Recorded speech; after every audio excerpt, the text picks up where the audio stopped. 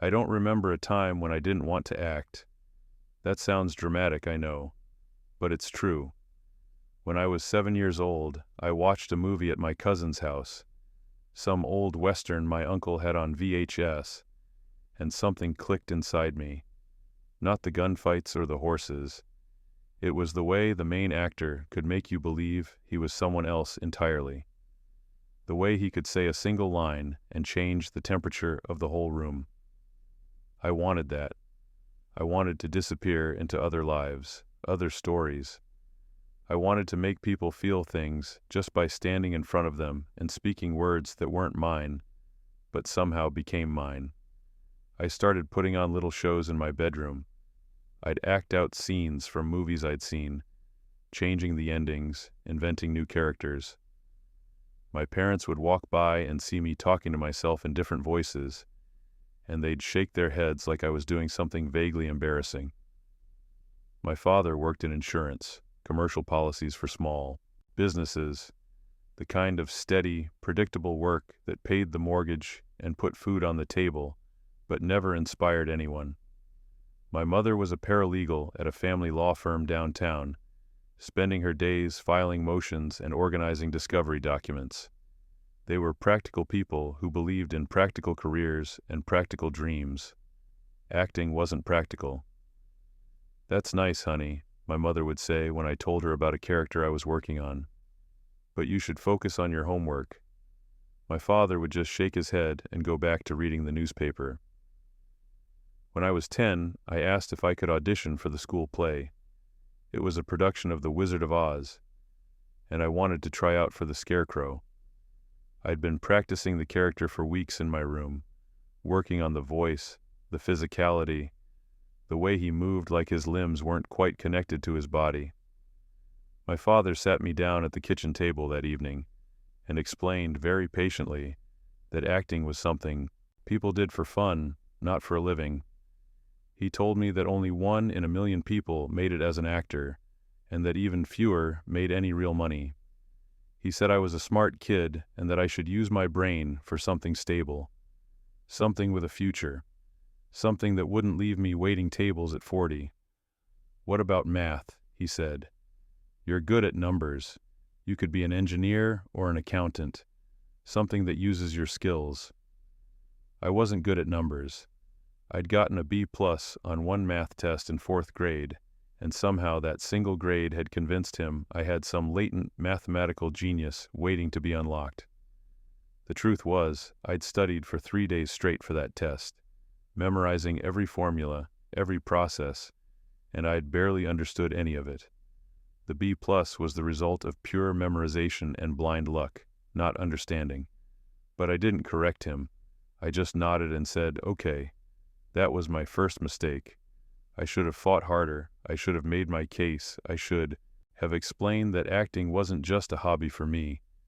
It was the only thing that made me feel fully alive, fully myself. But I was 10, and I wanted my parents to be proud of me. So I buried the thing I actually cared about and tried to become the person they wanted me to be. By the time I entered high school, Riverside High, in a mid-sized town in Pennsylvania, the kind of place where everyone knew everyone and nothing much ever changed, I'd been enrolled in every advanced math class available, pre-calculus as a freshman, a P-calculus as a sophomore. My parents had mapped out my entire academic trajectory, advanced math through high school, engineering degree at Penn State or maybe Lehigh, stable job at a good company, retirement at 65 with a pension. It was a perfectly reasonable plan. It just wasn't my plan. The problem was, I was terrible at math. Not just bad, terrible. I could memorize formulas for tests and scrape by with C's and occasional B-minuses, but I didn't understand any of it. The numbers didn't speak to me the way they seemed to speak to other students. When my classmates talked about finding elegance in equations or beauty in proofs, I felt like they were describing colors I couldn't see. Math felt like a foreign language I was expected to be fluent in without ever learning the grammar, the vocabulary, the basic structure that made it coherent. my parents kept pushing. They hired a tutor, a college student named Malik Sterling, who came to our house twice a week and tried to explain concepts that made perfect sense to him and absolutely no sense to me. They signed me up for weekend workshops at the community college. They bought me textbooks and study guides and online course subscriptions. They told me I just needed to apply myself, that I was being lazy, that I was wasting my potential. And the more they pushed, the worse I performed.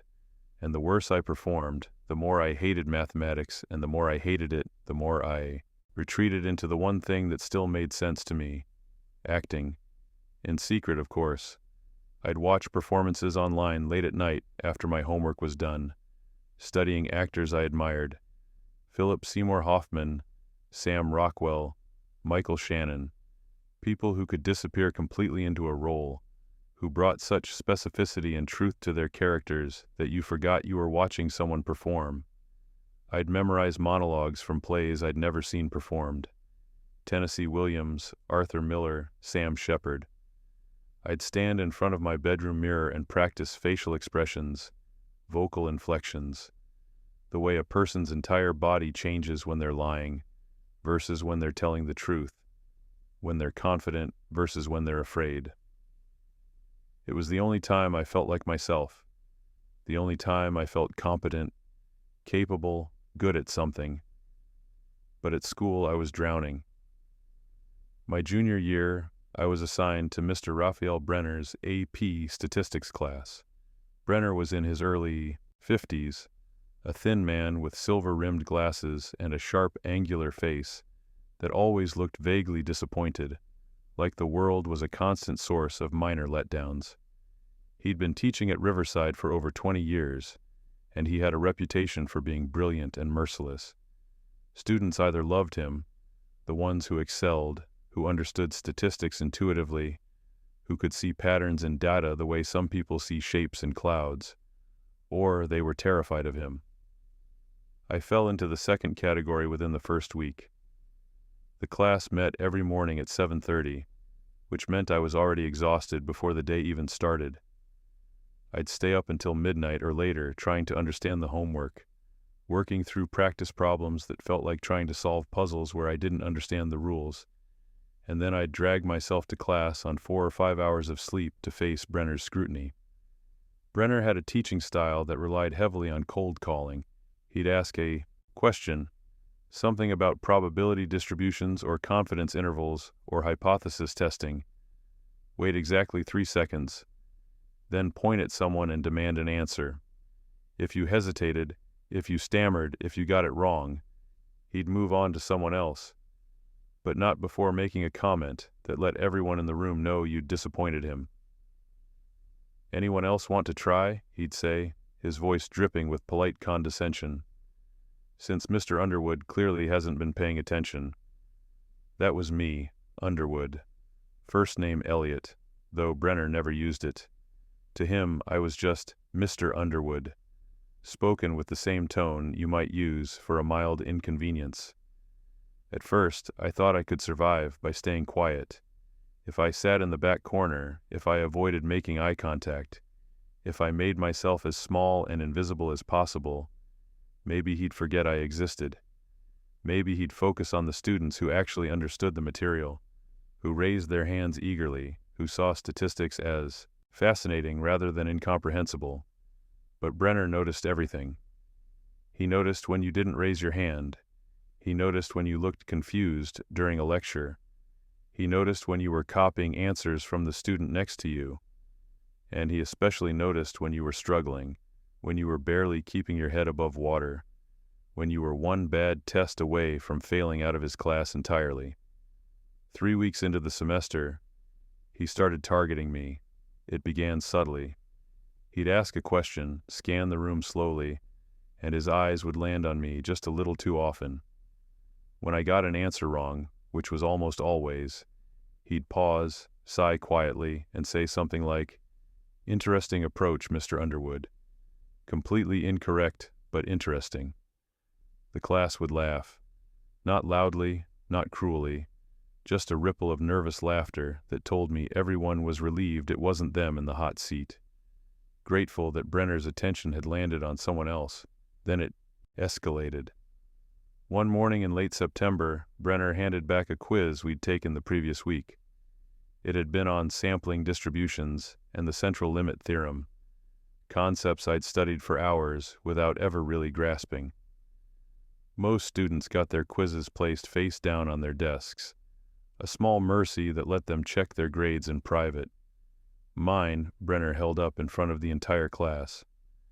"Mr. Underwood, my try," he said, his voice calm and almost pleasant, which somehow made it worse. "Can you explain to me how you managed to get every single question wrong?" My face went hot. I could feel 30 pairs of eyes on me, could hear the rustle of students turning in their seats to get a better look. "I don't know," I muttered, staring at my desk. "You don't know," he repeated, as if this were a fascinating puzzle he was trying to solve.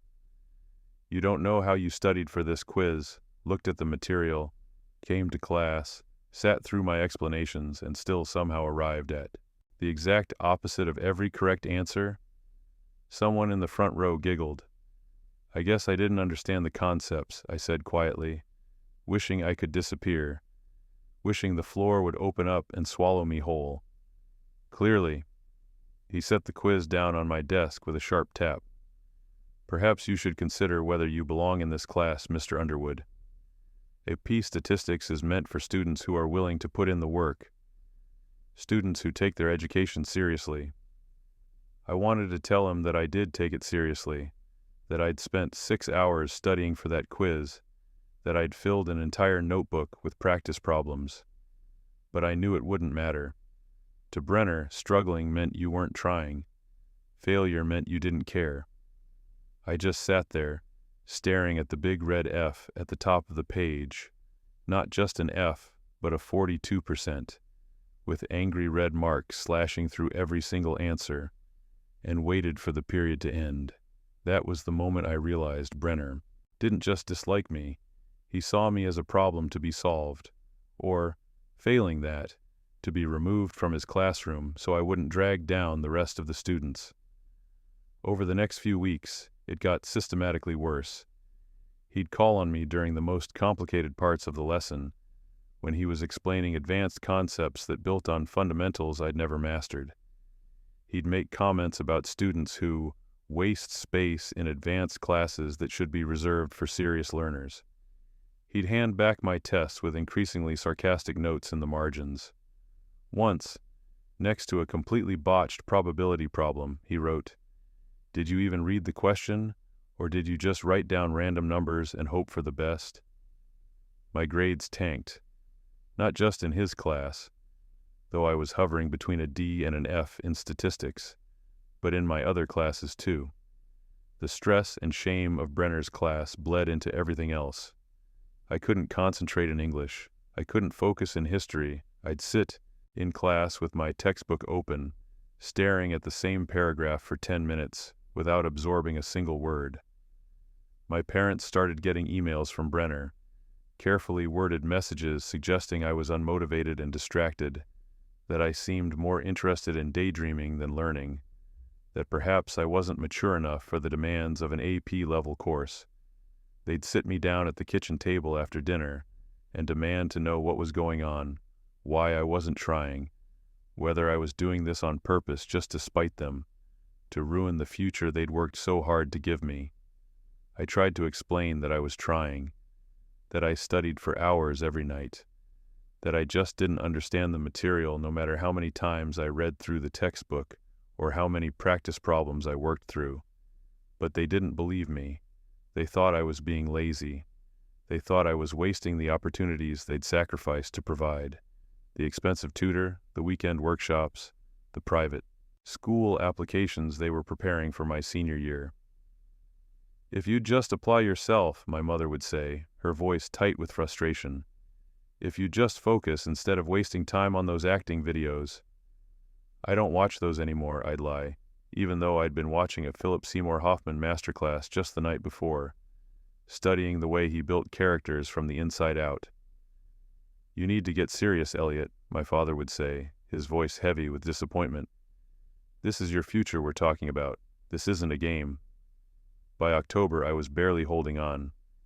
I'd wake up every morning with a knot of dread in my stomach, knowing I had to face Brenner's class, knowing I'd probably be called on, knowing I'd probably get the answer wrong, knowing the whole cycle of humiliation would start again. And then I found the theater workshop.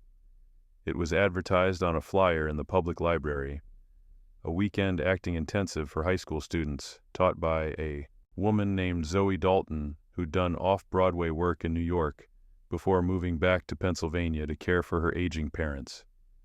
The workshop met every Saturday afternoon in the basement of an old church downtown, one of those solid stone buildings that had been there for 100 years.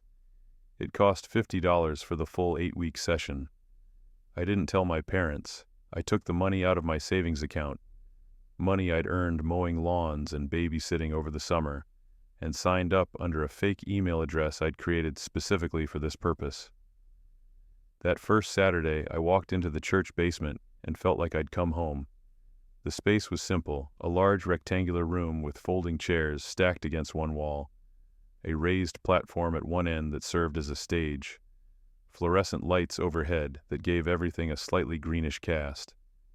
There were 12 of us in the class, all between 15 and 18, all carrying the same nervous energy of people who wanted something badly but weren't sure they deserved it.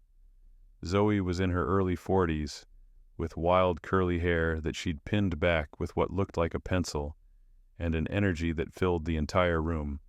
She didn't waste time with introductions or icebreakers. She just started teaching. We did vocal warm-ups, stretching our voices from the lowest notes we could reach to the highest, feeling the vibrations in our chests and throats and heads. We did physical exercises, moving through the space with different objectives, walking like we were late for something important, walking like we'd just received devastating news, walking like we owned the building. We did improvisation games that forced us to react honestly in the moment, without planning or performing.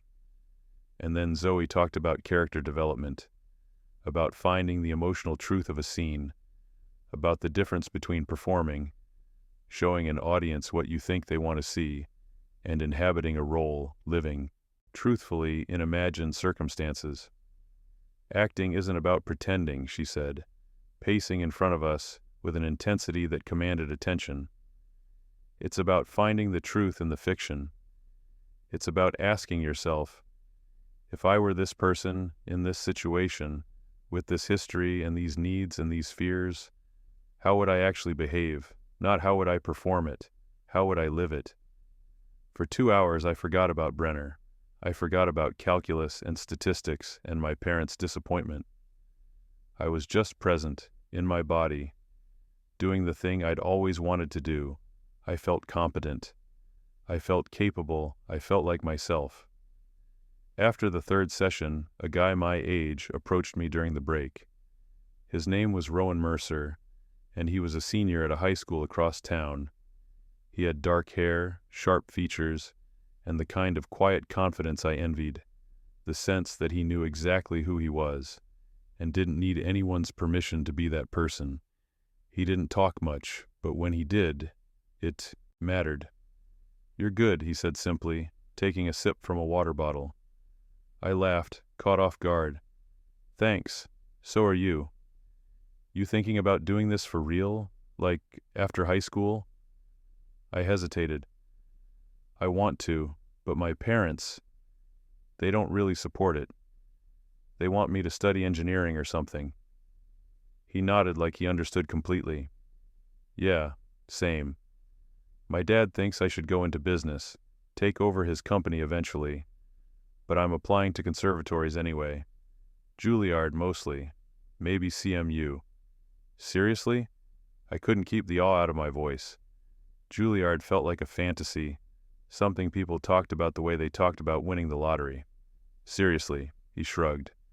"I figure if I'm going to fail, I might as well fail doing something I actually care about. Better than succeeding at something that makes me miserable." We became friends after that. Not in the loud, obvious way some people are friends, all constant communication and shared activities. We didn't hang out outside of class or text constantly or meet up for coffee. But every Saturday, we'd arrive early and leave late, running scenes together, giving each other notes, talking about performances we'd seen and roles we dreamed of playing. He was the first person who understood why this mattered to me. He didn't need me to explain it or justify it or defend it. He just got it. For 8 weeks, Saturdays were the only thing keeping me sane. The rest of my life felt like it was falling apart, but for those 2 hours every week, I was exactly where I needed to be, doing exactly what I was meant to do. But nothing stays secret forever. In mid-November, Brenner handed back another quiz. I'd gotten a D+, which was actually an improvement from my previous scores, but he still wrote a note at the top in his precise handwriting. See me after class. When everyone else filed out, chatting about their weekend plans and the upcoming Thanksgiving break, I stayed behind, standing awkwardly by his desk while he finished entering grades into his computer. The classroom felt different when it was empty, larger somehow, and quieter, with just the hum of the fluorescent lights and the clicking of Brenner's keyboard. Finally, he looked up at me. "Mr. Underwood, I've been teaching for 23 years, he said, leaning back in his chair with the air of someone about to deliver a well-rehearsed speech. And in that time, I've seen a lot of students struggle. Some of them work through it. They get tutors, they form study groups, they come to office hours, and eventually they figure it out. Some of them don't. They realize that advanced mathematics isn't for them, and they transfer to a more appropriate level. But they all have one thing in common. They try." "I am trying," I said, my voice coming out smaller than I'd intended. "Are you?" He leaned forward slightly.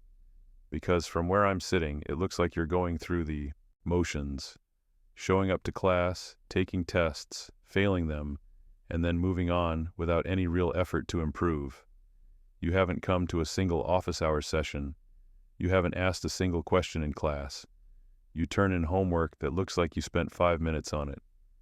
"That's not true," I said, feeling heat rise in my chest. "I spend hours on that homework." "Then perhaps you're studying the wrong things, or perhaps—" He paused, and I could see him choosing his words carefully.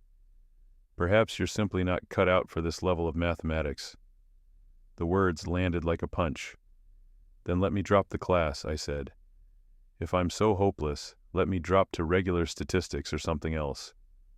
It's too late in the semester for that. You know the policy." He folded his arms across his chest. "Help me understand, Elliot. What exactly is preventing you from succeeding in this class? What's distracting you? What's more important than your education?"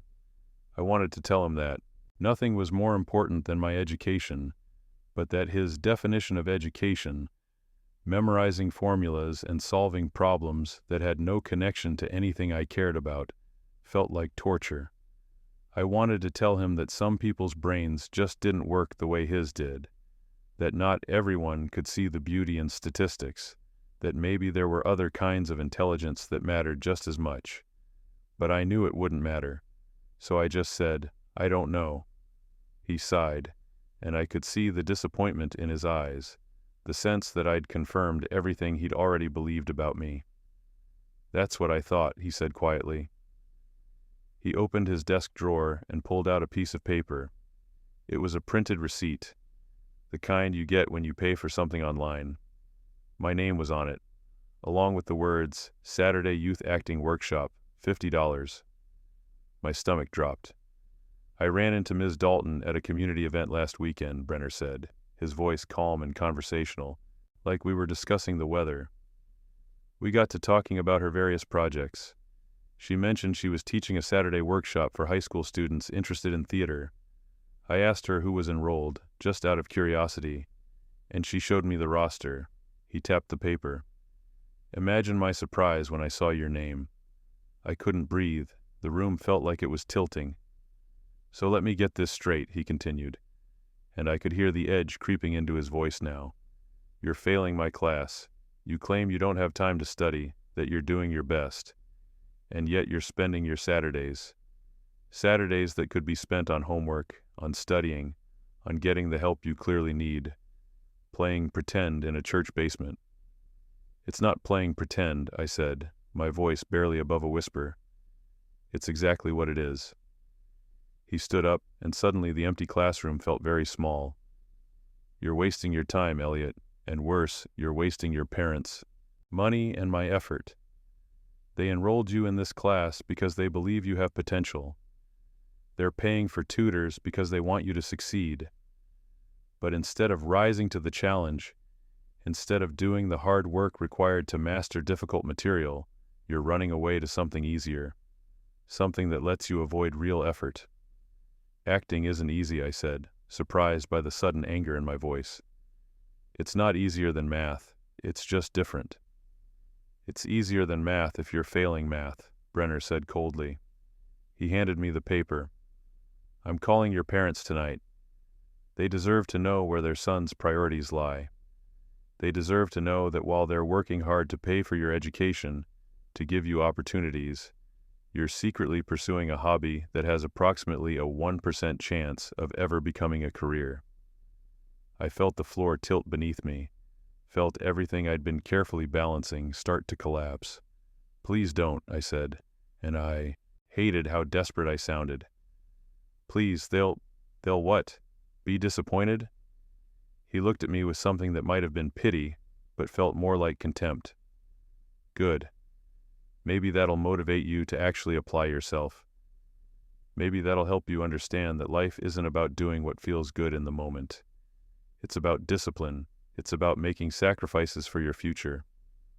I left the classroom in a daze, clutching the receipt in my hand, my mind racing through scenarios of what would happen when I got home. I thought about skipping the workshop tomorrow, thought about quitting, thought about burning that receipt and pretending this conversation had never happened. But I couldn't bring myself to do it. The workshop was the only thing I had left, the only place where I felt like I mattered. When I got home that night, both of my parents were waiting for me in the living room. Not watching TV, not reading, not doing anything except sitting there, clearly having been there for a while, clearly waiting. I knew immediately that Brenner had called. My father was sitting in his usual chair, his expression dark and closed off. My mother was on the couch, her arms crossed, her face tight with anger and disappointment. Sit down, my father said, his voice flat and controlled in a way that was somehow worse than if he'd been yelling. I sat on the edge of the couch, as far from both of them as I could get. Mr. Brenner called me this afternoon, my father began, and I could hear the effort it was taking him to keep his voice level. He tells me you've been attending some kind of acting class on Saturdays. Is that true? There was no point in lying. The receipt was proof enough. Yes. With money you didn't tell us about. Money that could have been used for extra tutoring, for SAT prep, for things that actually matter. I earned that money, I said, my voice sounding weak even to my own ears. Mowing lawns, babysitting, it's my money. I can spend it how I want. Don't you dare talk back to me, my father said. And now the anger was starting to crack through his controlled facade. We put you in advanced classes because we believed in you, because we thought you had the intelligence and the drive to make something of yourself. We hired tutors, expensive tutors. We signed you up for workshops. We've given you every opportunity to succeed. And this is how you repay us? By sneaking around behind our backs to waste time on a hobby, on a fantasy that will never amount to anything. It's not a hobby, I said, feeling my own anger starting to rise. It's what I want to do with my life. It's the only thing I've ever wanted to do. My mother stood up, her face flushed. Elliot, you are not going to be an actor. Do you understand me? You're going to finish high school, you're going to go to college, and you're going to study something that will actually lead to a stable career. Something that will let you support yourself, support a family someday. Acting is a career, I said. People do it. People make livings doing it. For 1% of people, she snapped. 1%. The rest end up waiting tables and living in their parents' basements until they're 40. Is that what you want? Is that the life you're choosing? I want to do something I care about, I said, my voice rising. I want to wake up in the morning and not dread my entire day. I want to do work that actually means something to me. My father stood up slowly. Then you should have cared about math. You should have cared about the opportunities we gave you, but you didn't. You threw them away for some fantasy, for some dream that has no basis in reality. I didn't throw anything away, I said, standing up too now, my hands clenched into fists at my sides. I'm just not good at math. I've tried, and I still don't understand it, and I'm tired of pretending I'm someone I'm not, just because you're too stubborn to accept that I'm not the son you wanted. The silence that followed was deafening. My father's face went dark red. My mother looked like I'd physically struck her. Get out, my father said, his voice quiet and cold. I blinked. What? Get out of my house. Dad, I didn't mean, you want to be an adult, he said, his voice rising now. You want to make your own decisions? You want to throw away everything we've worked to give you? Fine. Go be an adult, but you're not doing it under my roof. You're not going to live here and disrespect us. Disrespect everything we've sacrificed for you. My mother started to say something, but my father held up a hand to stop her. I mean it, Elliot, he said. Pack your things and get out, tonight. I stared at him, waiting for him to take it back, waiting for my mother to intervene, waiting for this to be some kind of scare tactic meant to teach me a lesson. But neither of them said anything. They just looked at me with expressions I'd never seen before. Not anger exactly, but something colder. Disgust, maybe, or just exhaustion, like I'd finally used up whatever patience and love they'd had for me. So I went upstairs to my room, moving like I was in a dream, like this couldn't possibly be real. I pulled my duffel bag out of the closet and started throwing things into it. Clothes, mostly, my laptop, my phone charger, a notebook where I'd written down monologues and character notes, the savings bonds my grandmother had given me for birthdays over the years. I could hear my parents downstairs, their voices low and angry. I couldn't make out the words, but I could hear my mother crying, my father's voice sharp and final. 15 minutes later, I walked out the front door with everything I owned in one duffel bag. I was 17 years old, and I had nowhere to go. I sat in my car in the driveway for a long time, waiting for someone to come out, to tell me to come back inside, that they'd overreacted, that we could figure this out. Nobody came. Finally, I started the engine and drove away. For the first 3 nights, I slept in my car, a beat-up Honda Civic I'd bought with summer job money, the one thing I owned that was actually mine. I parked in the lot behind a 24-hour diner on the edge of town and survived on free coffee refills and the cheapest items on the menu. Pancakes, mostly. Sometimes eggs, if I had a few extra dollars.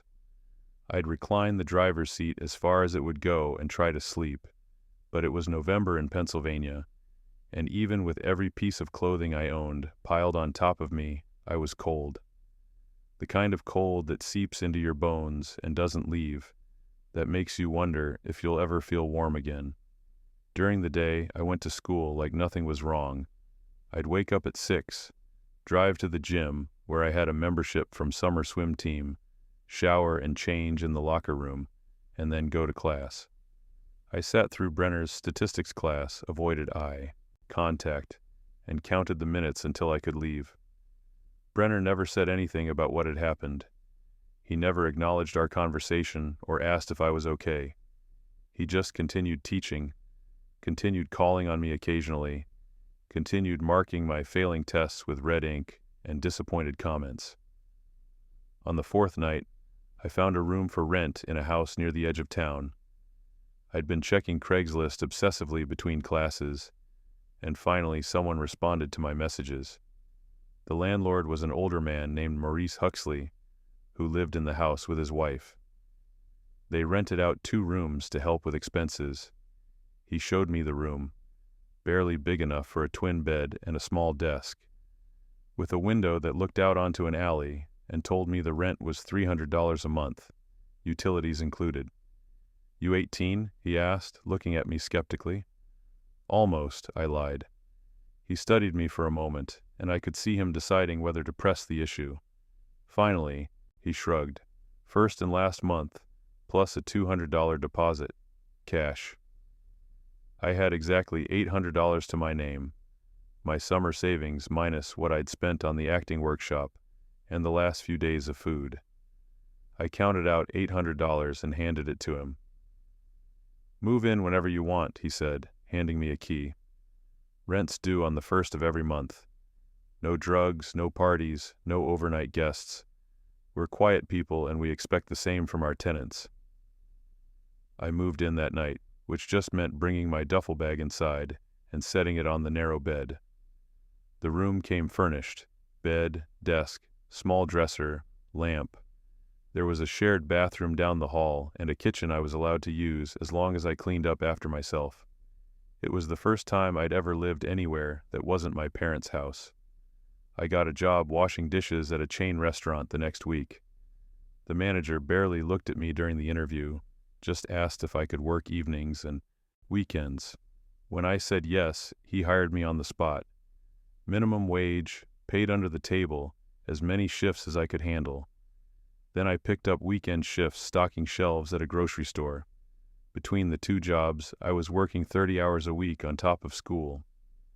I was exhausted all the time, running on 4 or 5 hours of sleep, living on ramen noodles and peanut butter sandwiches, watching my savings dwindle despite working constantly. My grades in every class except English dropped to C's and D's. I couldn't focus, I couldn't study. I'd sit in class with my textbook open, staring at the same page for 20 minutes without absorbing a single word. I stopped going to the acting workshop because I couldn't afford it anymore, couldn't justify spending money on anything that wasn't rent or food. Rowan noticed. He showed up at the diner one night during my break, sitting in a booth in the back, waving me over when he saw me. "You quit the workshop," he said when I slid into the seat across from him. It wasn't a question. "Yeah." "Why?" I shrugged, suddenly exhausted by the effort of pretending everything was fine. "Life got complicated." He studied me for a long moment, and I could see him taking in the dark circles under my eyes, the way my uniform hung loose on me because I'd lost weight, the complete absence of energy in my voice. "Your parents?" he asked quietly. "Something like that." He didn't push for details, which I appreciated. He just nodded and said, "I'm leaving for New York after graduation. I got into Juilliard." I felt a sharp pang of something that might have been envy or grief or just exhaustion. "That's amazing, man. Seriously, you're going to kill it there." "You should come," he said, like it was the simplest thing in the world. I laughed, but it came out bitter. "I can't afford Juilliard. I can barely afford rent." "Not to study," he said, "just to try, to audition. There are open calls all the time in New York. Student. Films, black box theaters, off-Broadway shows. Most of it's unpaid, but you build a reel, you get experience, you meet people. You could do that while you work whatever job. You're good enough, Elliot. You're better than half the people at Juilliard." "I'm not good enough at anything," I said quietly. "You're good at this." He leaned forward, his voice intense. "Don't let them take it from you. Don't let your parents or Brenner or anyone else make you give up the one thing you're actually meant to do." But they already had. They'd already taken it. The dream felt dead, buried under the weight of trying to survive. I finished high school by the skin of my teeth. My GPA was barely above a 2.0.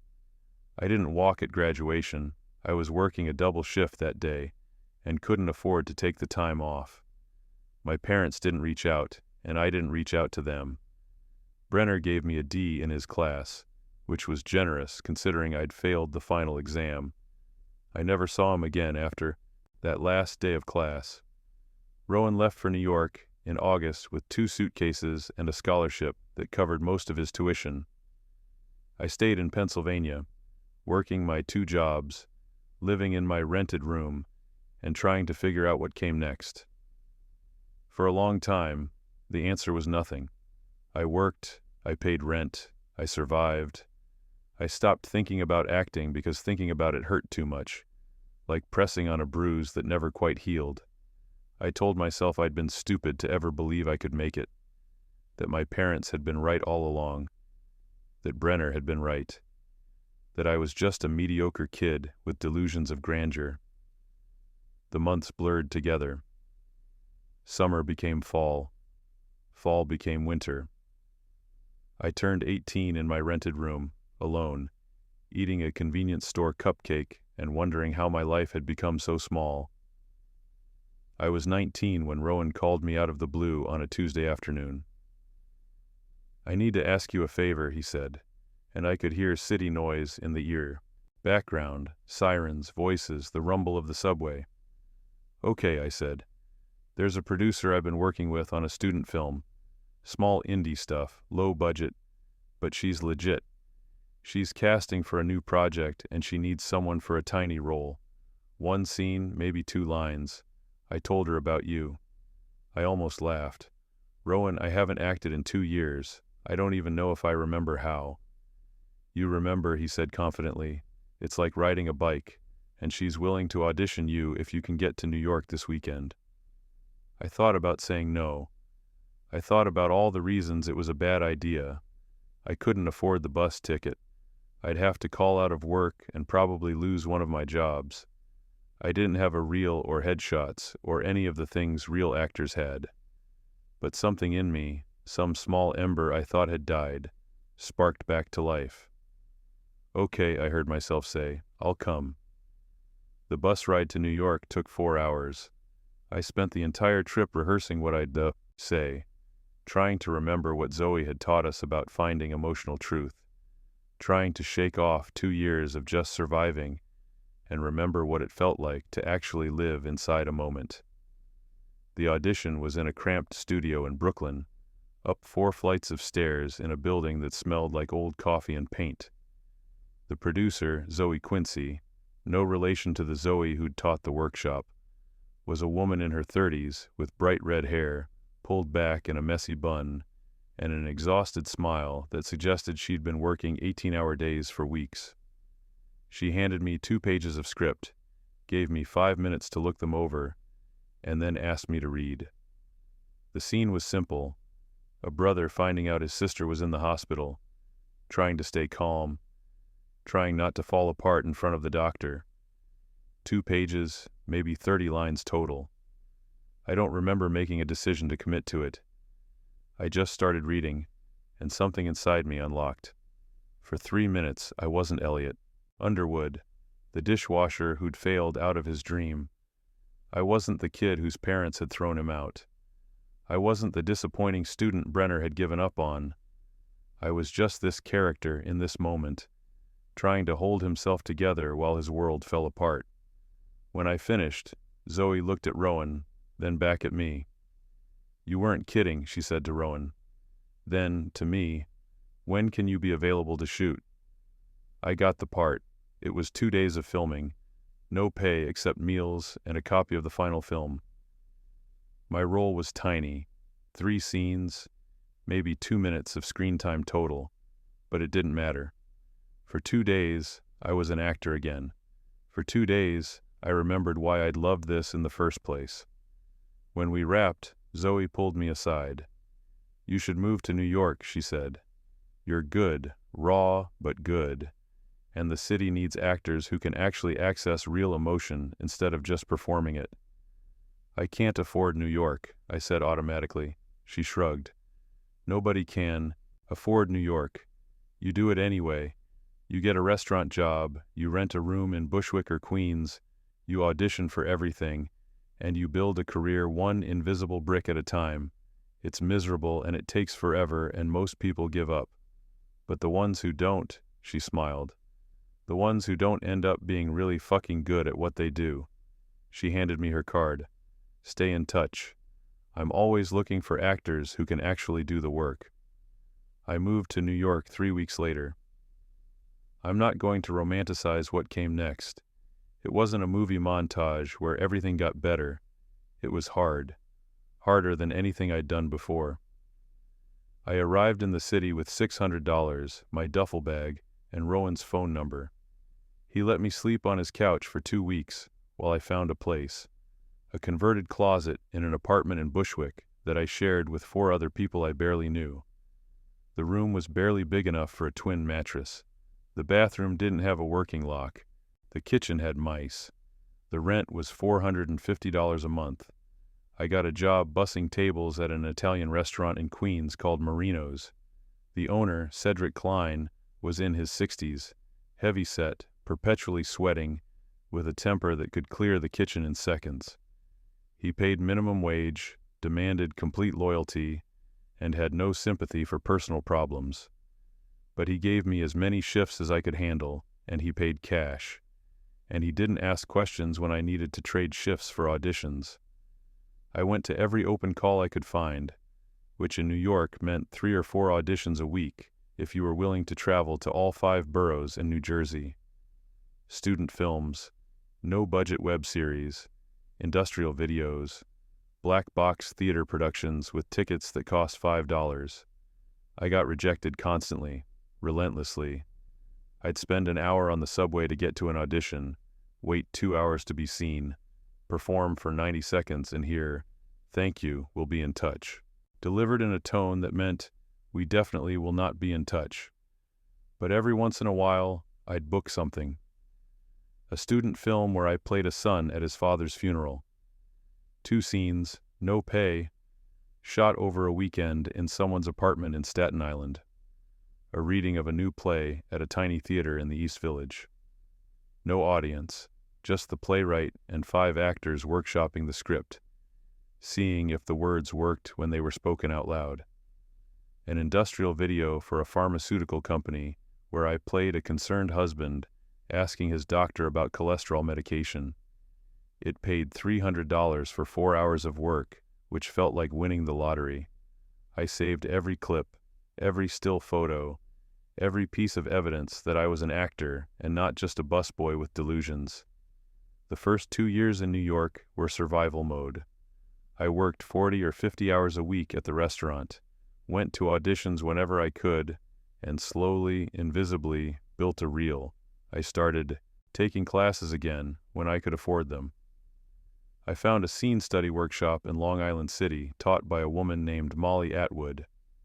She was in her 60s, a former stage actress who'd spent decades in regional theater before settling into teaching. The classes were small, never more than 8 people, and brutally honest. "You're hiding," she told me after my first scene, a 2-person piece from a Sam Shepard play. "You're technically proficient, hitting all your marks, saying the lines correctly, but you're emotionally unavailable. You're performing at us instead of living truthfully in the moment."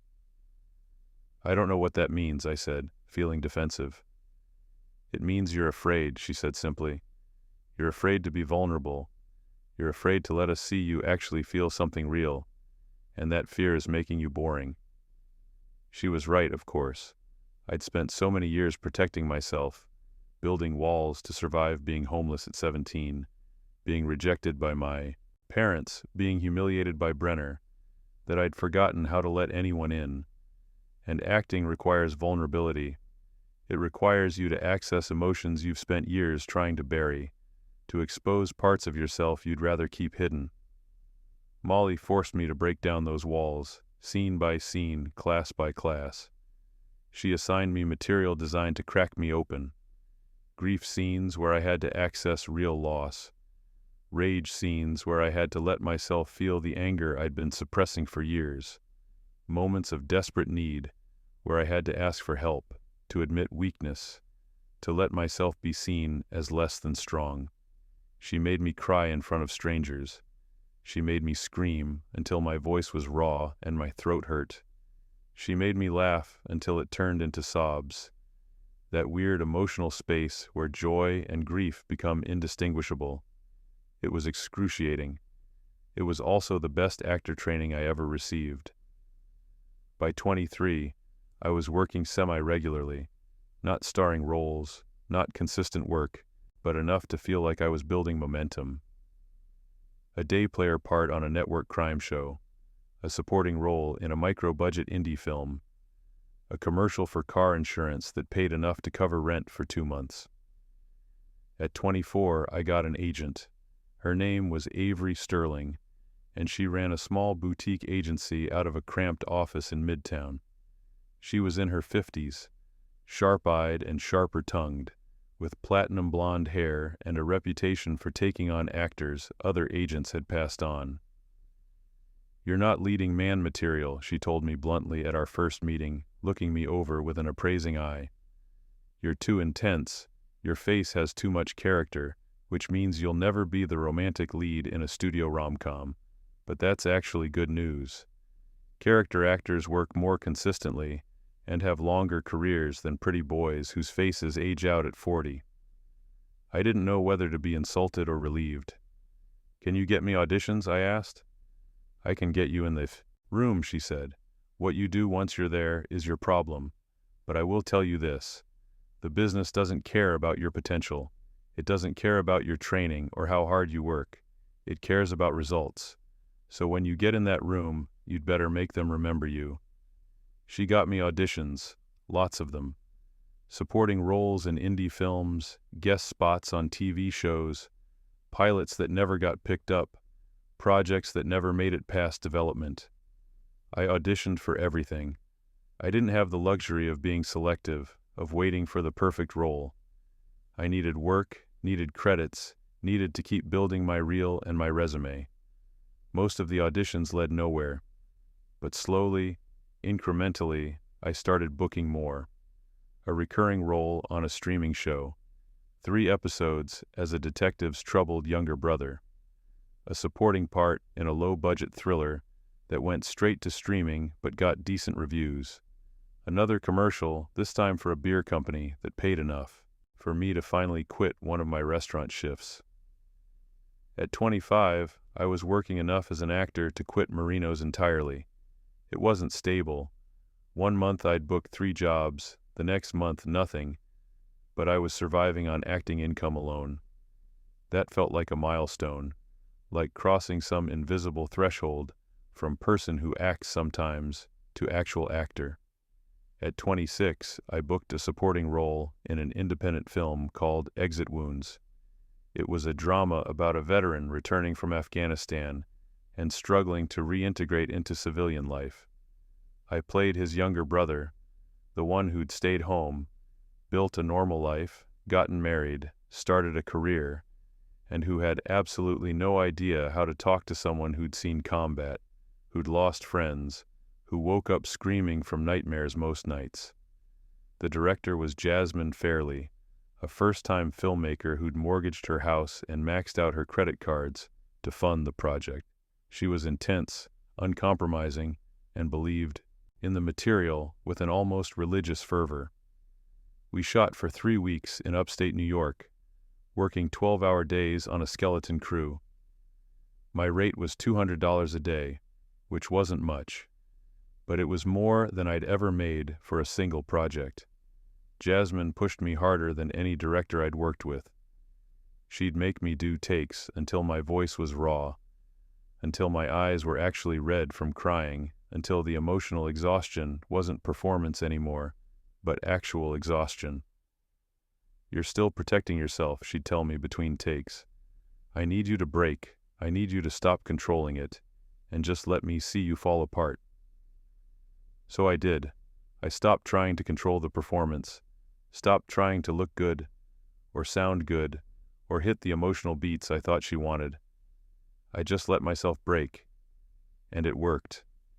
The film premiered at a small festival in Albany. Maybe 100 people in the audience. The screening was at 2 in the afternoon on a Thursday, and half the seats were empty. But one review mentioned me by name in a tiny weekly paper nobody read.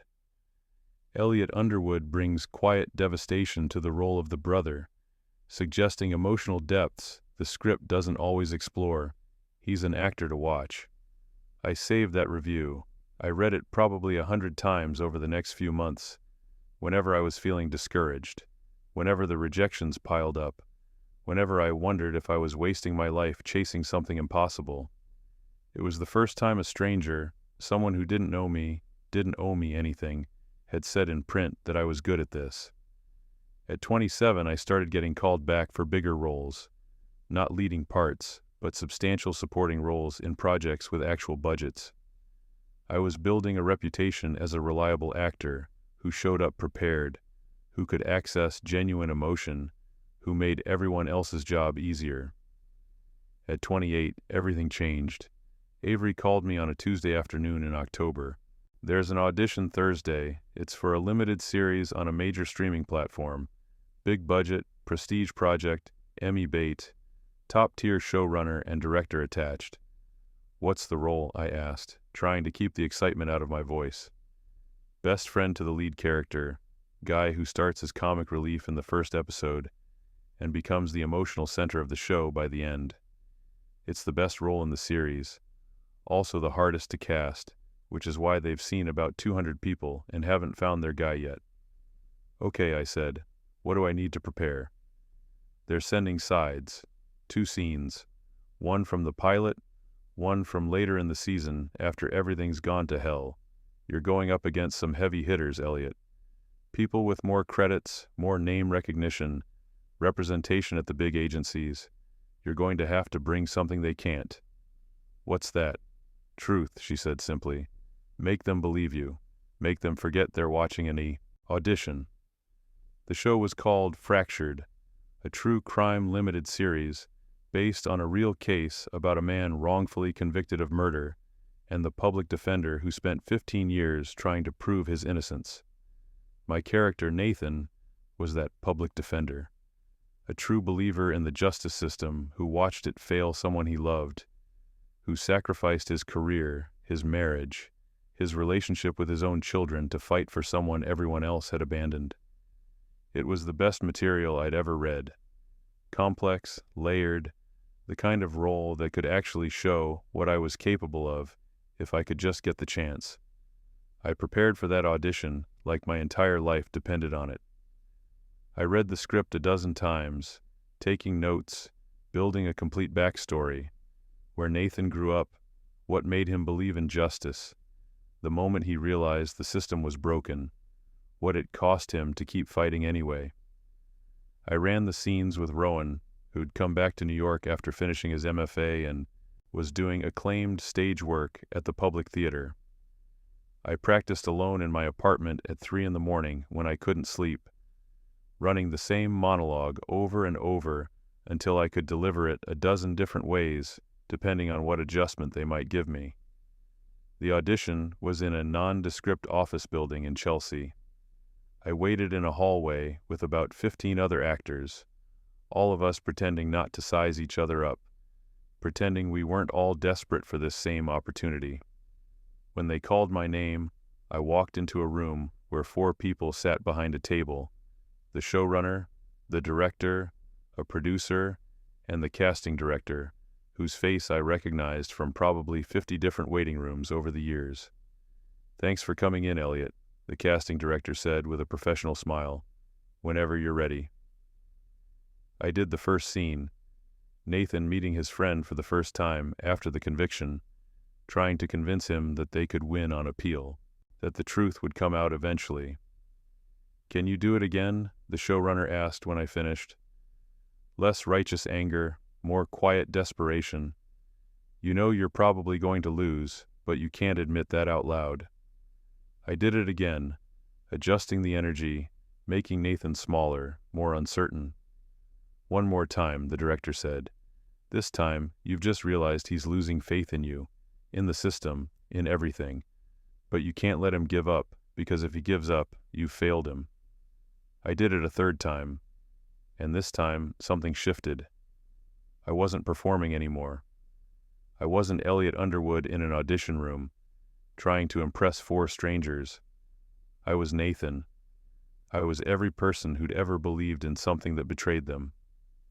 I was myself at 17, thrown out with nowhere to go, refusing to give up even though every rational voice said I should. When I finished, The room was silent for a moment. The showrunner looked at the director. The director looked at the producer. Some unspoken communication passed between them. "Can you come back tomorrow?" the showrunner asked. "We'd like you to read with our lead." I came back the next day, and the day after that. I read with the lead actor, a well-known film actor making his first move into television. I did chemistry reads with other actors they were considering for different roles. I answered questions about my process, my availability, my willingness to commit to a demanding 6-month shoot schedule. 2 weeks later, on a Friday afternoon, Avery called. "Sit down," she said. "I'm already sitting." "You got it. They want you for Nathan. 6 episodes. Option for more if they do a second season. Your quote just went from scale to 75,000 per episode." I couldn't speak for a moment. "Elliot, you still there?" "Yeah," I managed. "I'm here." "This is it," she said, and I could hear the smile in her voice. "This is the one that changes everything. Don't fuck it up." We shot Fractured over 7 months, from January through July. 12-hour days, 6 days a week. Some of the most emotionally and physically demanding work I'd ever done. The showrunner, Diego Rutherford, was brilliant and exacting and absolutely uncompromising about getting every scene exactly right.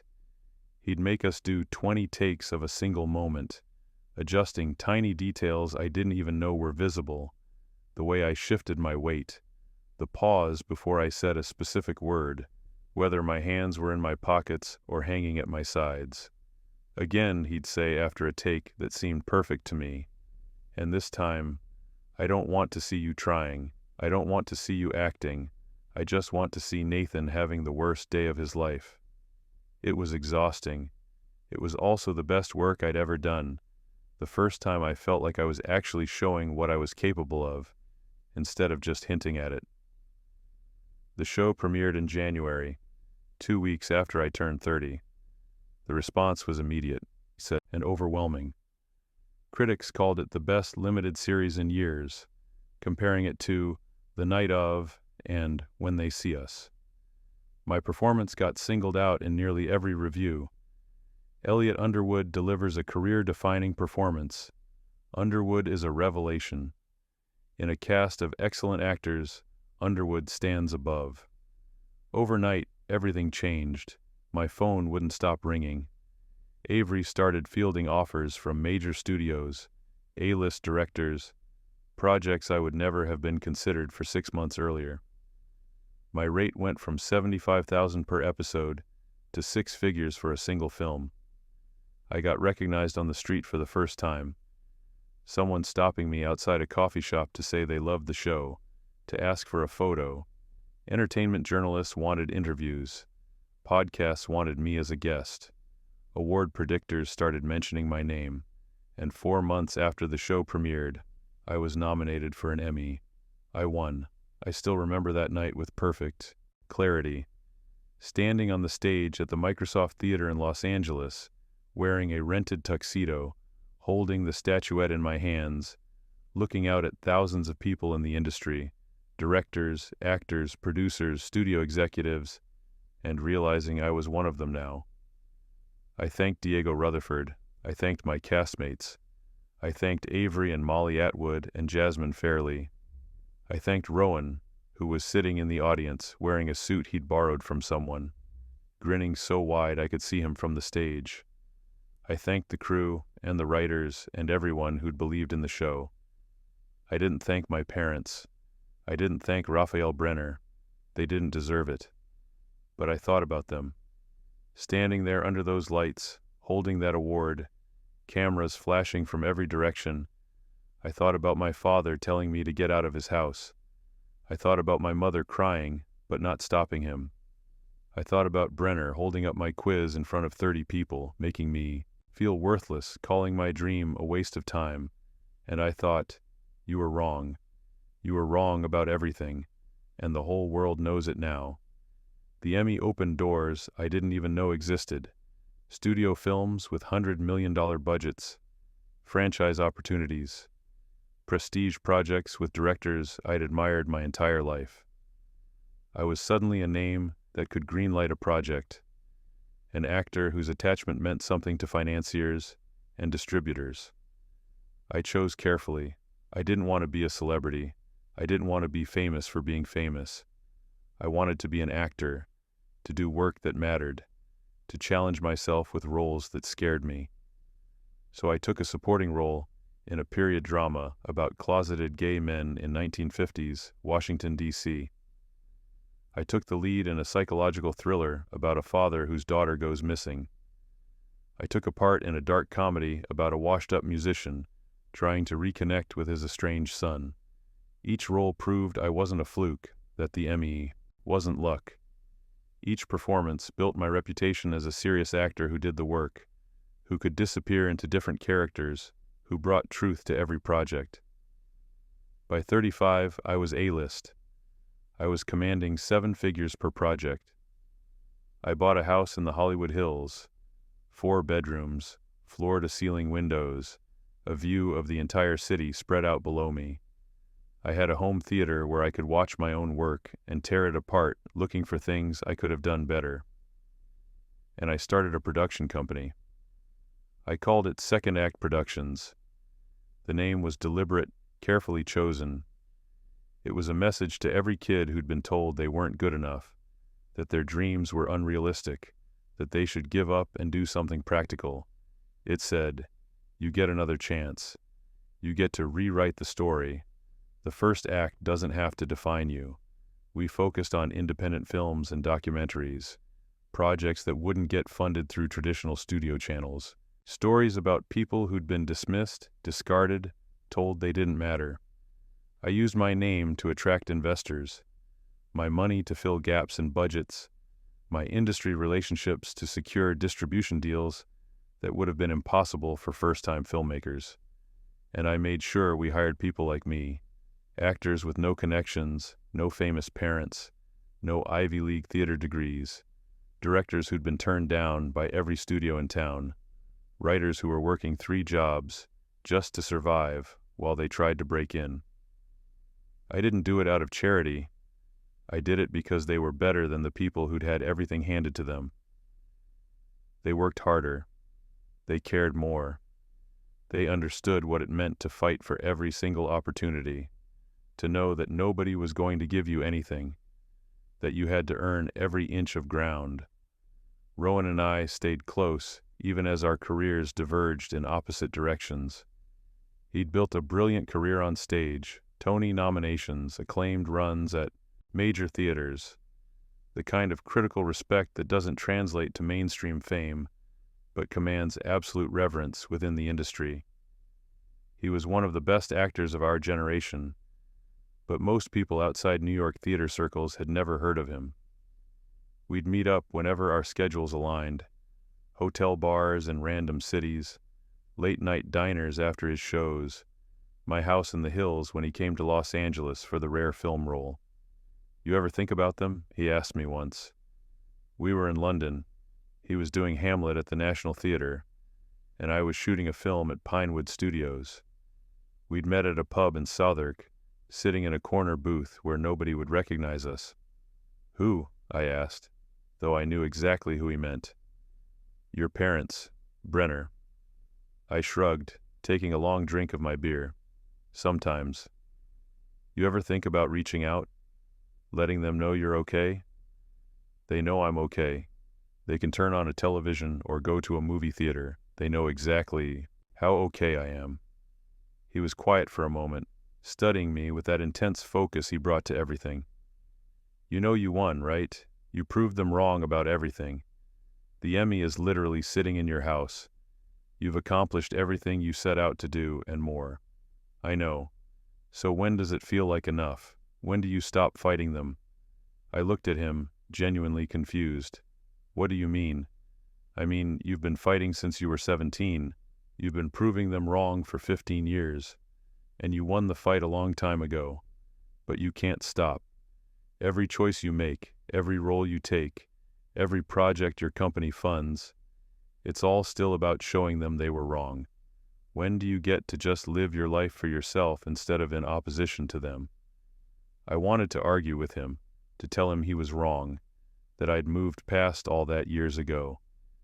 But he was right, of course, because the truth was, I didn't know who I was without the fight. My entire adult identity had been built around proving people wrong, proving my parents wrong, proving Brenner wrong, proving everyone who'd dismissed me, underestimated me, or told me to give up that they'd made a terrible mistake.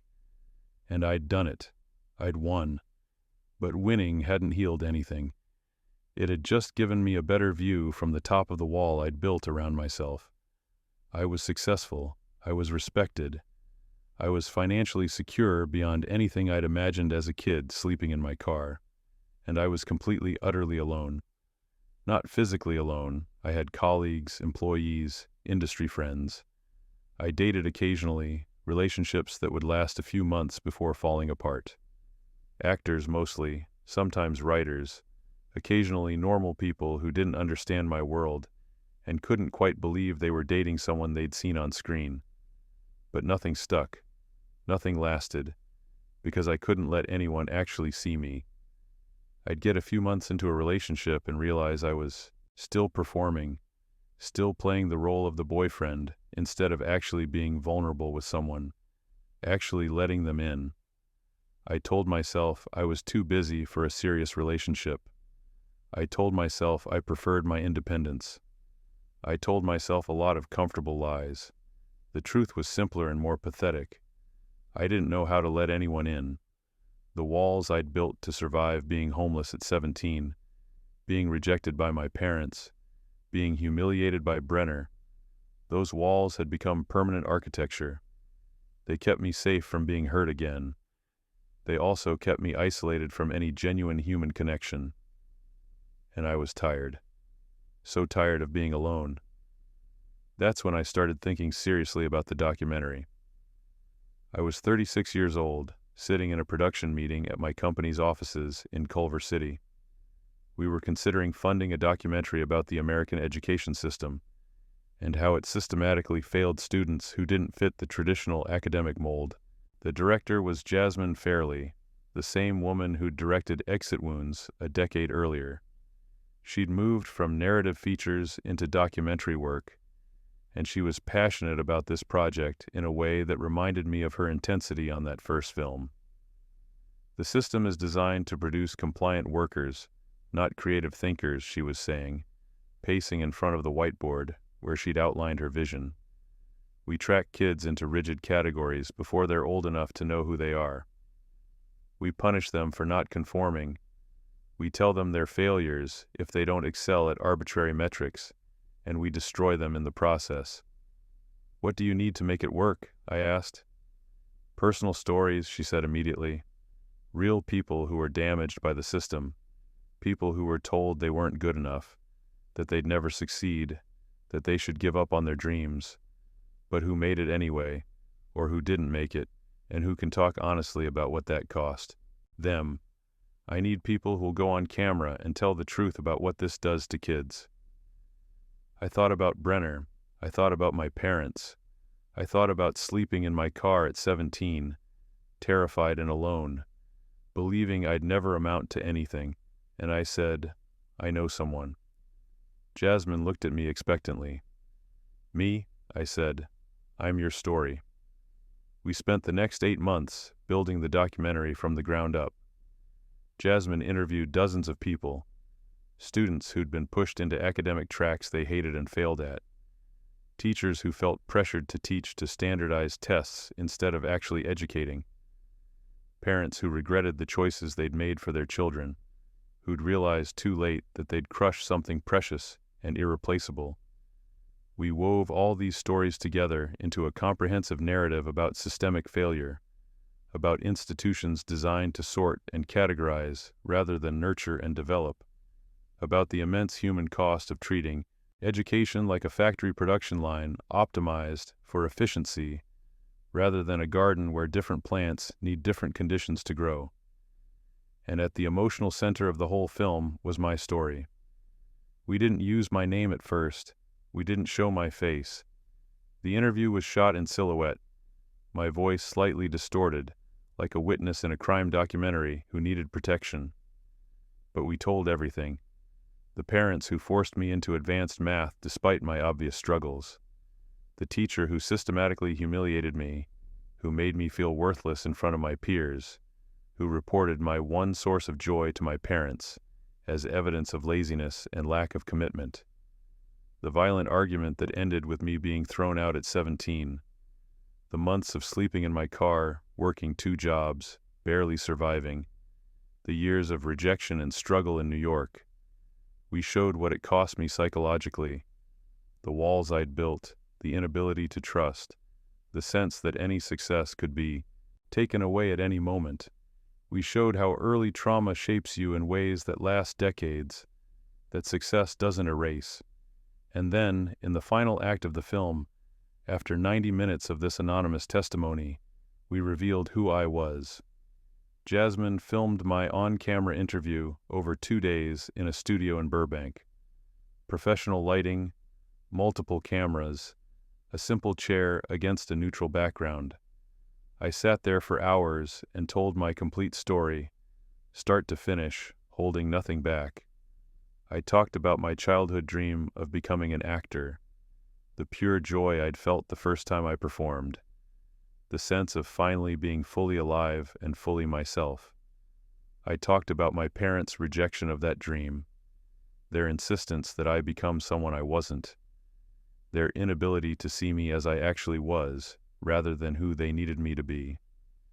I talked about Brenner's systematic cruelty, not abuse in the legal sense, but the death by 1,000 cuts of daily humiliation, of being made to feel stupid and worthless, of having someone in authority tell you repeatedly that you don't belong, that you're wasting everyone's time. I talked about being kicked out at 17 with nowhere to go, sleeping in my car in a Pennsylvania winter, working 2 jobs and going to school and trying not to completely fall apart. I talked about the years in New York, the rejections, the failures, the constant financial stress, the feeling that I'd made a terrible mistake and ruined my life for a dream that would never come true. And then I talked about proving them all wrong. The Emmy sitting on my mantle, the films I'd made, the production company I'd built specifically to help people like my former self, the house, the career, the life I'd constructed without them, in spite of them. When I finished, Jasmine turned off the cameras and just looked at me for a long moment. "This is going to destroy them," she said quietly. "You know that, right?" "Good," I said, my voice flat and cold. She studied my face. "Is that what you want? Revenge?" "I want them to understand what they did," I said. "I want them to see the cost of their choices. I want them to know that I didn't succeed because of their tough love, or because they pushed me, or because being kicked out somehow made me stronger. I succeeded despite them, in opposition to them, and they have to live with that for the rest of their lives." We titled the film Breaking Point: How American Education Fails Our Children. It premiered at the Tribeca Film Festival in April. I didn't attend the premiere. Instead, I arranged for 3 tickets to be sent to very specific people, delivered in unmarked envelopes with no return address. Raphael Brenner, retired, still living in the same small Pennsylvania town where he'd taught for 33 years. My mother and father, still in the same house where I'd grown up, where they'd kicked me out 2 decades earlier. The invitations were formal, professional, an exclusive advance, screening of a new documentary film at a small independent theater in Philadelphia, followed by a Q&A with the filmmaker. VIP seating, all expenses paid, transportation arranged. The kind of invitation that seemed too good to turn down, especially for people who rarely got invited to anything prestigious. I had no idea if they'd come. Part of me hoped they wouldn't, that I could maintain the moral high ground of having offered them a chance they rejected. Part of me desperately needed them to be there, to see it, to understand. The screening was on a Thursday night at an independent theater in Philadelphia that showed art films and documentaries, I arrived early, wearing a baseball cap and sunglasses, and positioned myself in the very back row where I could watch the audience without being seen. I watched people filter in: film critics, educational advocates, documentary enthusiasts, random people who'd gotten free tickets. And then I saw them. My parents entered together, looking older than I remembered. My father's hair had gone completely white, and he moved with a careful stiffness that suggested arthritis or some other pain he was managing. My mother looked smaller, frailer, with deep lines around her eyes and mouth that hadn't been there 15 years ago. They found their seats near the front, good seats, the VIP section I'd specifically reserved for them. They sat close together, studying their programs with confused expressions, probably wondering why they'd been invited, whether this was some kind of mistake. 3 rows behind them, Raphael Brenner sat alone. He looked remarkably the same, thin, angular, that expression of permanent mild disappointment still etched into his face. He'd aged well, I thought bitterly. No obvious scars from the damage he'd done. The lights went down. For 90 minutes, I watched them watch my life unfold on screen. The film was devastating. Jasmine had done brilliant, masterful work. It built slowly, methodically, showing how small institutional failures compounded into massive personal tragedies, how one teacher's cruelty could derail an entire life, how parents' fear and rigid thinking could destroy their children's futures, how a system designed for efficiency and control crushed anything that didn't fit the standard mold. The other stories were powerful: students who'd dropped out, who'd developed anxiety and depression, who'd given up on their dreams because they'd been told repeatedly they weren't good enough. Teachers who'd left the profession because they couldn't stand participating in a system they saw as fundamentally broken. Parents who'd realized too late that they'd failed their children in irreparable ways. But my story was the centerpiece, the through line that held everything together. As the anonymous silhouette on screen described being humiliated in math class, called on specifically to be made an example of, I watched Brenner shift uncomfortably in his seat. As the voice described parents who couldn't see their child as they actually were, who forced them into a mold that didn't fit, I watched my mother bring her hand to her mouth. As the story moved through the violence of being thrown out at 17, sleeping in a car, working minimum wage jobs just to survive, I watched my father's jaw clench, his hands gripping the armrests of his seat. And then came the reveal. The camera slowly pulled back from the silhouette. The lighting changed, and my face filled the screen. "My name is Elliot Underwood," I said, looking directly into the camera with absolute calm. "I'm the person you've been watching for the last hour, and this is what you did to me." The theater went completely silent. Not the normal quiet of an engaged audience, but a shocked, breathless silence. I watched my mother start crying, her hand still over her mouth, her whole body shaking. I watched my father go pale, sitting absolutely rigid like moving might. Shatter him. I watched Brenner sit perfectly still, frozen, like he'd been turned to stone. The film continued. I talked about my success, not to brag, but to show with precise detail exactly what they'd almost destroyed. The Emmy, the films, the production company built specifically around helping people like my former self, the house in the Hollywood Hills, the career that had exceeded anything I'd dreamed of as a kid. And then I delivered my final statement, the one I'd written and rewritten a dozen times to get exactly right. To the people in this film who hurt me, I don't forgive you. I don't need to forgive you. I won without you. I built a life you can't touch, and I did it by rejecting everything you told me I should be.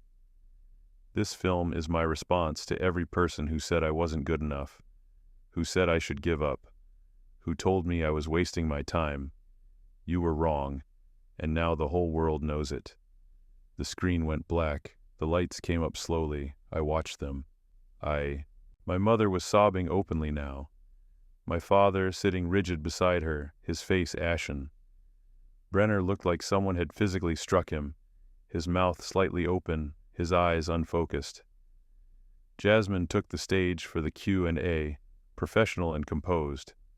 She answered questions about the making of the film, about the other subjects they'd interviewed, about the research showing how traditional education models failed neurodivergent and creative students. She talked about the need for systemic reform, for more individualized approaches, for recognizing that there are many kinds of intelligence and many paths to success. And then someone in the audience raised their hand and asked the question I'd been waiting for. "Is Elliot Underwood here tonight?" Jasmine smiled slightly, the way you smile when you know a secret. "No, he's not.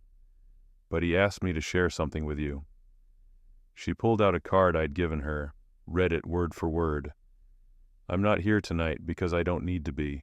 I've said everything I needed to say, and I said it in the only way that mattered. Permanently, publicly, in a form that will outlive all of us. To my former teacher and my parents, you had your chance to be part of my life. You chose humiliation, rejection, and abandonment. So I chose to build a life without you. This film is your invitation to understand what you lost, what you threw away, what you could have had if you'd just seen me as I actually was, instead of trying to force me to be someone else. That's all you get, nothing more." The audience erupted in applause. I walked out of the theater before the lights came fully up, before anyone could recognize me, and got into the car, waiting at the curb. I never saw any of them again in person, but I heard what happened next. I tracked it carefully, obsessively, with the thoroughness of someone executing a carefully planned campaign. The documentary was released on a major streaming platform 2 months later, with significant marketing support because my name attached to it guaranteed press coverage. Within days, it had millions of views. Within weeks, it was a genuine cultural phenomenon, trending on social media, discussed on cable news, assigned in education courses at universities across the country. The media picked up my story specifically because famous people overcoming adversity is catnip for journalists. Think pieces were written about educational trauma, about toxic teachers, about parents who crush their children's dreams. My face was everywhere: magazine covers, entertainment news shows, podcasts analyzing the film and my career, and people identified Raphael Brenner by name. It wasn't hard. The film mentioned that I'd attended Riverside High in Pennsylvania. Someone looked up which teachers had taught AP statistics there during the relevant years. Brenner's name was public record. And then former students started coming forward, dozens of them, posting on social media, writing blog posts, recording video testimonials, detailed accounts of his cruelty, his pattern of targeting struggling students, his years of systematic humiliation that had lasted for more than 3 decades, students who developed anxiety disorders because of his class, students who'd changed their entire college plans to avoid anything related to mathematics, students who still had nightmares about being called on and not knowing the answer. The stories were remarkably consistent. The same sarcastic comments, the same public humiliations, the same sense that he took pleasure in making students feel stupid, inadequate, worthless. The local school board launched an investigation, though Brenner had been retired for 5 years by then. The media descended on his quiet retirement, reporters knocking on his door, calling his phone, waiting outside his house with cameras, approaching him at the grocery store. He made the mistake of giving an interview to the local newspaper, thinking he could defend himself, explain his side. The interview made everything exponentially worse. He insisted he'd been a tough but fair teacher, that students today were too sensitive, that rigorous standards were necessary to prepare students for college and beyond. He said I was exaggerating, that he'd simply held me accountable for not doing the work, that my failure in his class was the result of my own choices and lack of effort. He suggested that maybe being pushed out of my comfort zone had actually helped me, that adversity builds character, that I should probably thank him for motivating me to prove him wrong. The interview went viral. People tore it apart line by line. Educational psychologists analyzed it as a perfect example of toxic teaching mentalities. Advocacy groups used it in presentations about what not to do. Parents in the community organized. Petitions circulated demanding that his name be removed from a scholarship he'd endowed at the high school. The school board held public hearings where former students testified about their experiences. His former colleagues, people who'd worked alongside him for decades, started distancing themselves, making statements about how they'd always been uncomfortable with his methods, but hadn't felt they could intervene. He became a symbol, the face of everything wrong with traditional education, the teacher who valued compliance over curiosity, who confused rigor with cruelty, who destroyed students in the name of maintaining standards. He became a pariah in the town where he'd lived his entire adult life. His wife left him 6 months after the film was released, moving in with their daughter in another state. His grown children stopped returning his calls, embarrassed by the association, by having to explain to their friends and colleagues that yes, that's my father. No, we're not close anymore. He stopped leaving his house, stopped going to church, stopped attending the community events he'd once frequented. He had groceries delivered.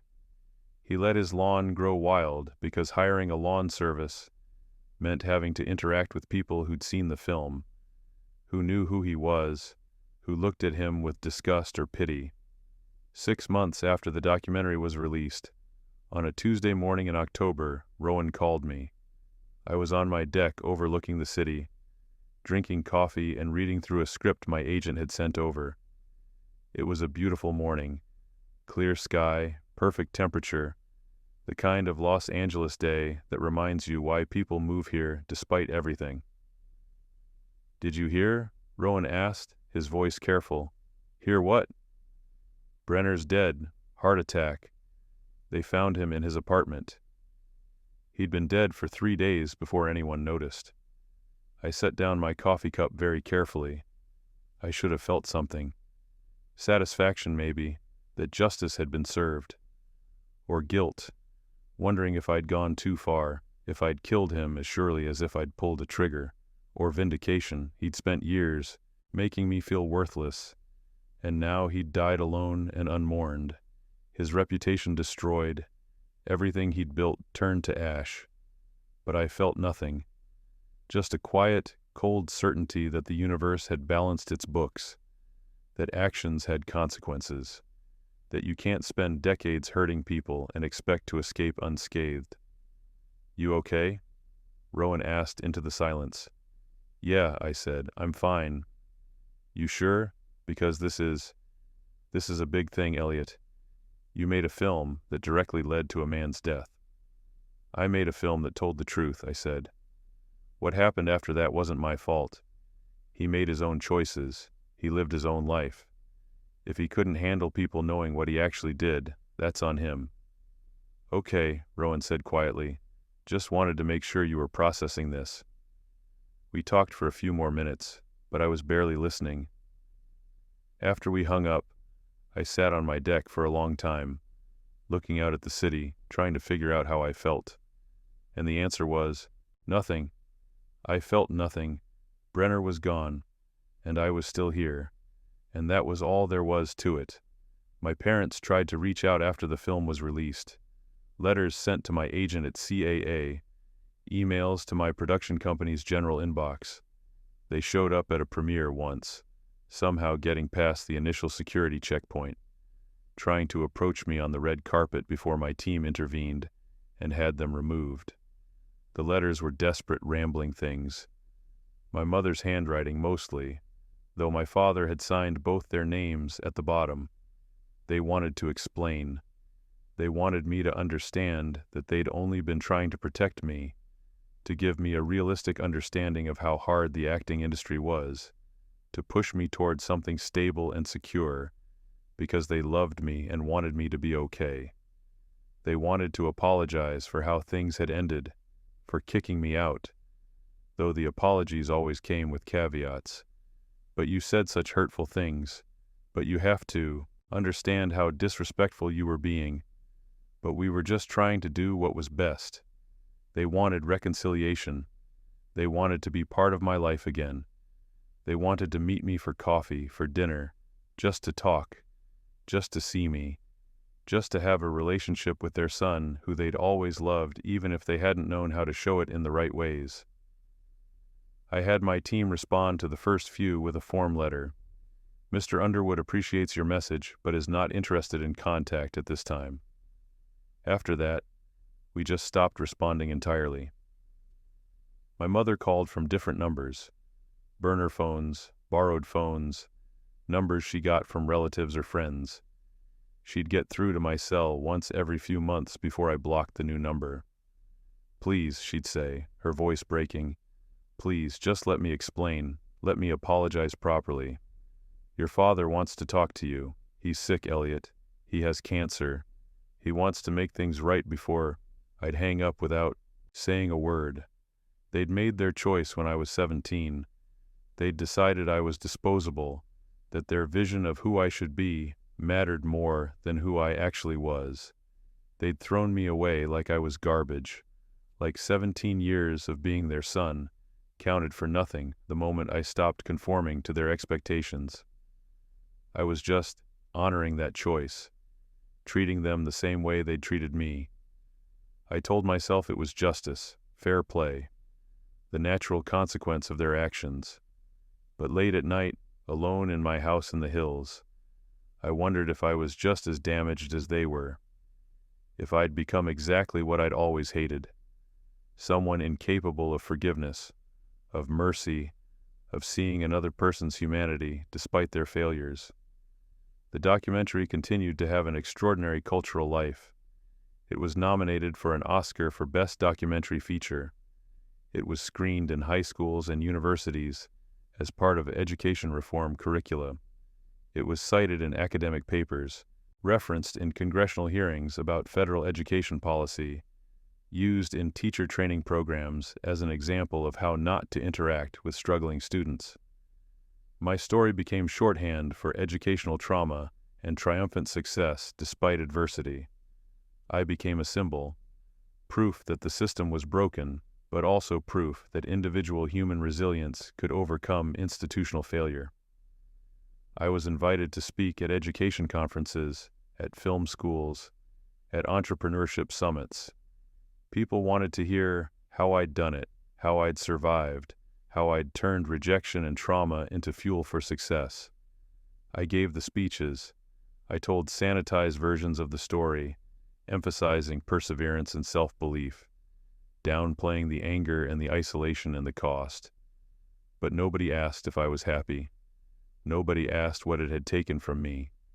Nobody wanted to hear that success built on opposition to others is hollow at the center, that defining yourself by what you're fighting against means you're never free of the fight. The years continued. I kept acting, kept working, kept building my production company. I turned 40, then 45. My career evolved beyond just acting. I started directing, producing more actively, mentoring young actors who reminded me of myself. I funded scholarships for kids from low-income families who wanted to study theater or film. I spoke at schools about resilience and determination. I used my platform to advocate for education reform, for more support for creative students, for recognition that traditional academic intelligence isn't the only kind that matters. People called me an inspiration. They said I was proof that talent and determination could overcome any obstacle, that hard work and persistence eventually paid off. They were wrong.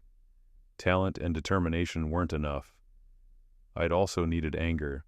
Years and years of carefully maintained anger, burning at a low constant temperature, fueling everything I did. The memory of every humiliation, every dismissal, every moment someone looked at me and decided I wasn't worth their time.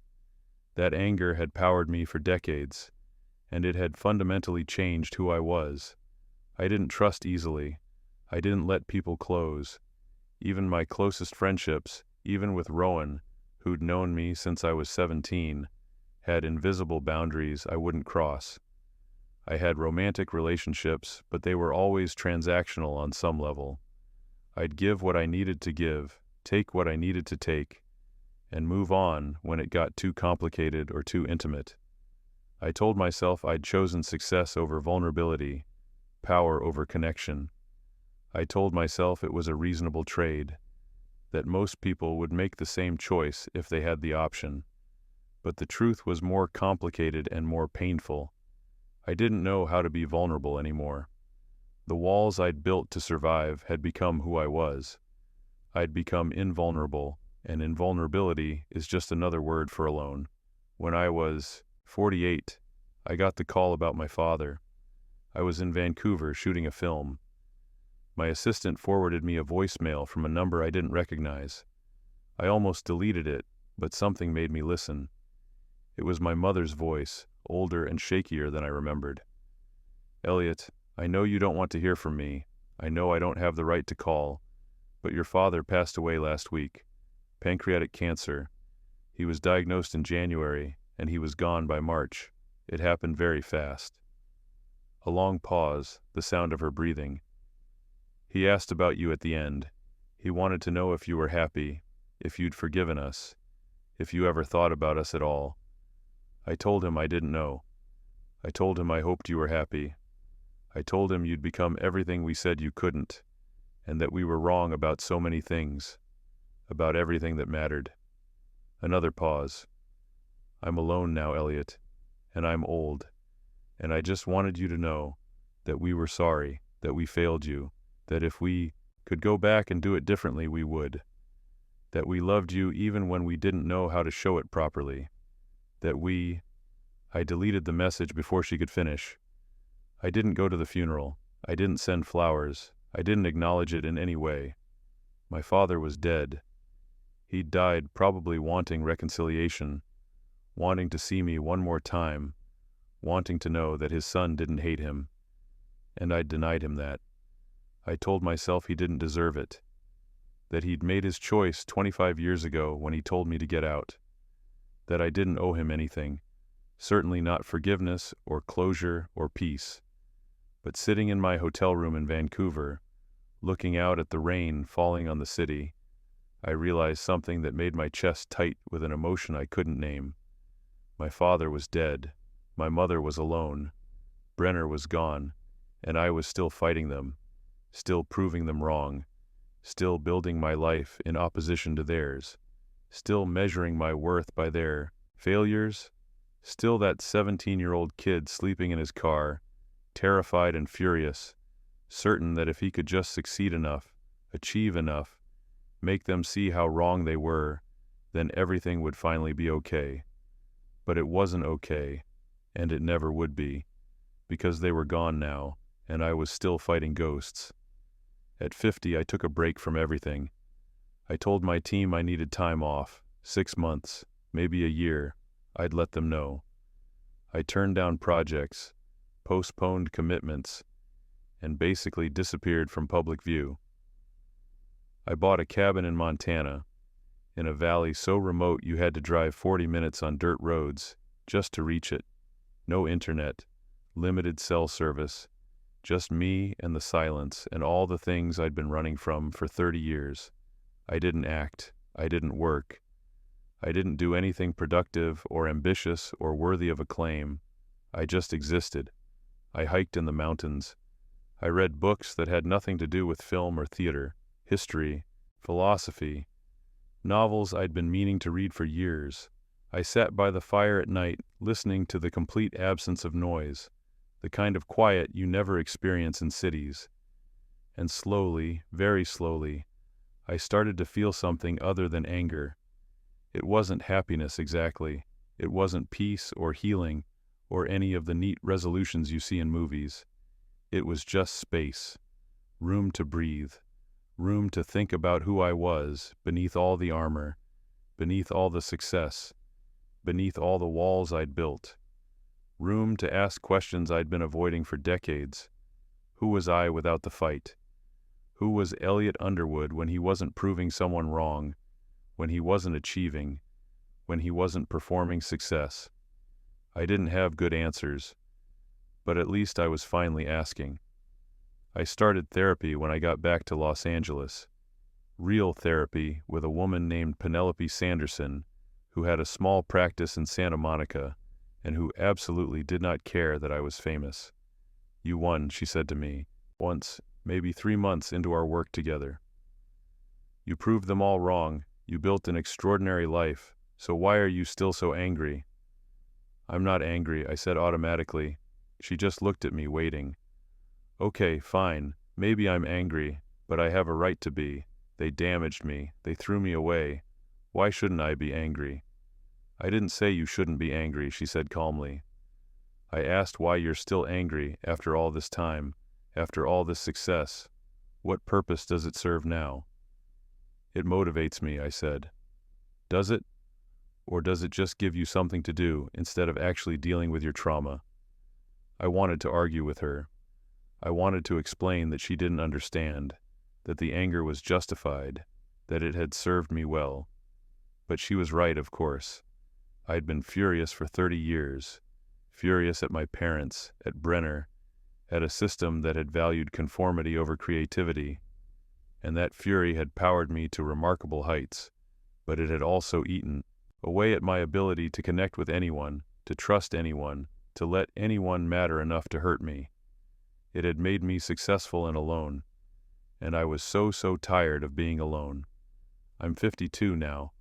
I'm still acting, still working, still running my production company, but I'm different. I make films because I love the work, not because I'm proving anything to anyone. I choose roles that interest me artistically, not ones that add to my reputation or my list of accomplishments. I've started, very carefully and slowly, letting people in. Not all the way, I'm not sure I'll ever get there, but enough to remember what connection feels like. Enough to have actual friendships that aren't purely professional.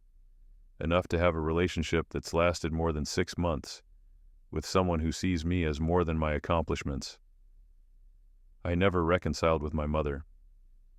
She died 3 years ago.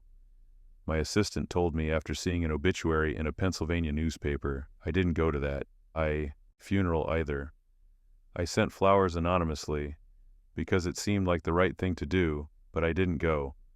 I never forgave Brenner, even in death.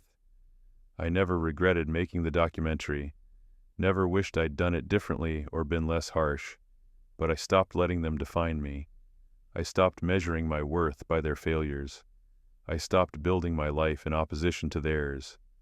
I stopped winning an argument that had ended decades ago, and I started, finally, asking myself what I actually wanted from my life, instead of what I wanted to prove to people who were dead or irrelevant.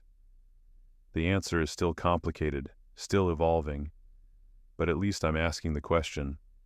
At least I'm trying to be more than just a reaction to my past.